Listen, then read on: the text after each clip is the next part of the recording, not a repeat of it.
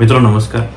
Migraine हा खूप common आजार आहे आणि खूप वर्षानुवर्ष ट्रीटमेंट घेऊनही हा जो मायग्रेनचा जो त्रास आहे हा पेशंटमध्ये चालूच असतो आणि खूप तीव्र जी डोकेदुखी आहे मायग्रेनमध्ये ही पेशंटला होते आणि त्यामुळे पेशंटचे जे दैनंदिन जीवनावरती याचा खूप जास्त परिणाम होतो. तर आज आपण या व्हिडिओमधून जाणून घेणार आहोत की मायग्रेनची कारणं काय काय आहेत, मायग्रेन काय आहे आणि त्याच्यावरती उपचार कसा केला जातो. तर बघा, मायग्रेन जो आहे की याला एक अर्धशिशी असं मराठीतून म्हटलं जातं आणि खूप जास्त तीव्रतेने खूप जास्त प्रमाणात एक साईडला किंवा डोक्याच्या काही विशिष्ट ठिकाणी खूप जास्त डोकं दुखायला लागतं आणि ते इतकं तीव्र असतं की पेशंट ते सहनच करू शकत नाही.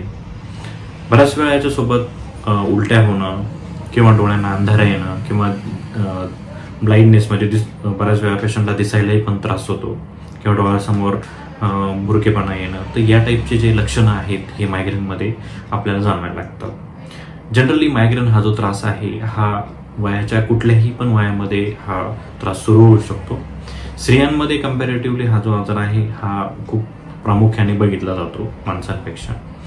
आणि जनरली जर आपण कारणं जर बघितली मायग्रेनचे तर मेडिकल सायन्समध्ये असं स्पेसिफिक कुठलं मायग्रेनसाठी कारण असं दिलेलं नाही, परंतु एक जेनेटिक्स आणि एन्व्हायरमेंटल कॉजेस जनरली याच्यामध्ये कन्सिडर केले जातात. त्यातले त्यात आत्ताचं जर प्रमाण जर बघितलं आपण या 21व्या शतकामध्ये किंवा ह्या खूप जास्त स्ट्रेसफुल जीवनामध्ये जे पेशंटला जे प्रमाण आहे मायग्रेनचं हे खूप जास्त प्रमाणात वाढलेलं आहे.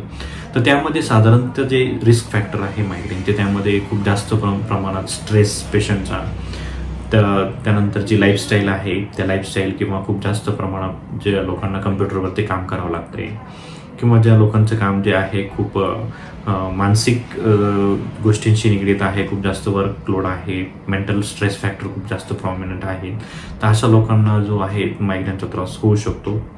त्यातले त्यात स्टुडंट्स जे आहेत,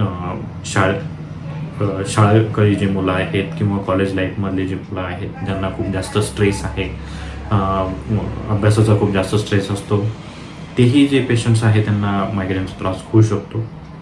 आता ज्यामध्ये खूप जास्त प्रमाणात सांगितल्याप्रमाणे खूप जास्त प्रमाणात तीव्र डोकेदुखी असते, पेशंटला उजेड खूप सहन होत नाही किंवा खूप जास्त प्रमाणात जर आवाज झाला तोही पेशंटला सहन होत नाही किंवा एका ठिकाणी शांत किंवा अंधाऱ्या खोलीमध्ये खूप शांत झोपून घ्यायची पेशंटला इच्छा होती.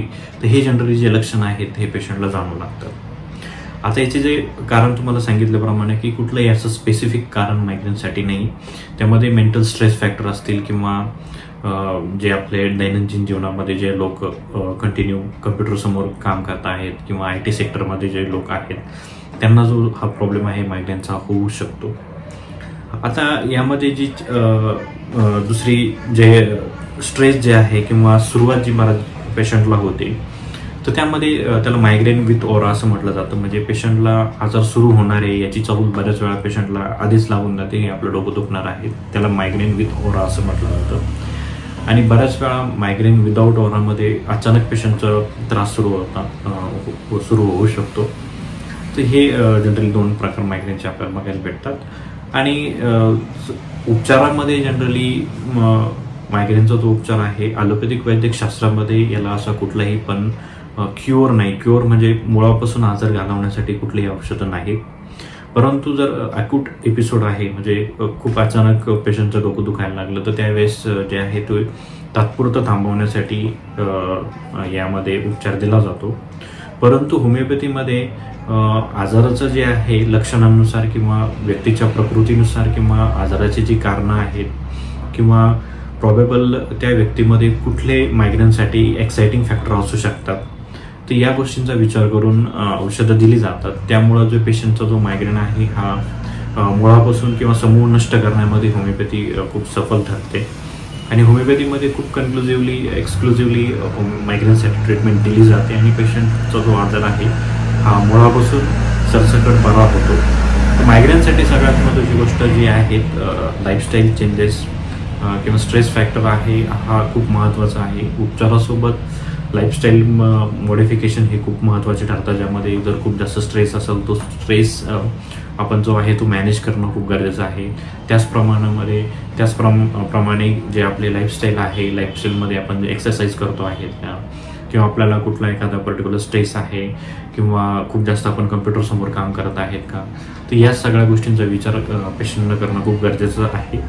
आणि एक पॅलिएटिव्ह ट्रीटमेंटपेक्षा म्हणजे एक तात्पुरत्या स्वरूपाच्या ट्रीटमेंटपेक्षा एक कायमस्वरूपीची ट्रीटमेंट जी की आपल्याला आजार समूळ नष्ट करेल, असं ज्यामध्ये होमिओपॅथी आहे, आयुर्वेद आहे किंवा आपण योगा करून या सगळ्या मायग्रेनच्या त्रासाला आपण नष्ट करू शकतो. आणि अशा ट्रीटमेंटचा प्रेफरन्स मायग्रेनच्या पेशंटनी या अशा टाईपच्या ट्रीटमेंटला प्रेफरन्स दिला पाहिजे आणि यातून मुक्त व्हायला पाहिजे. So I hope this video is helpful for you.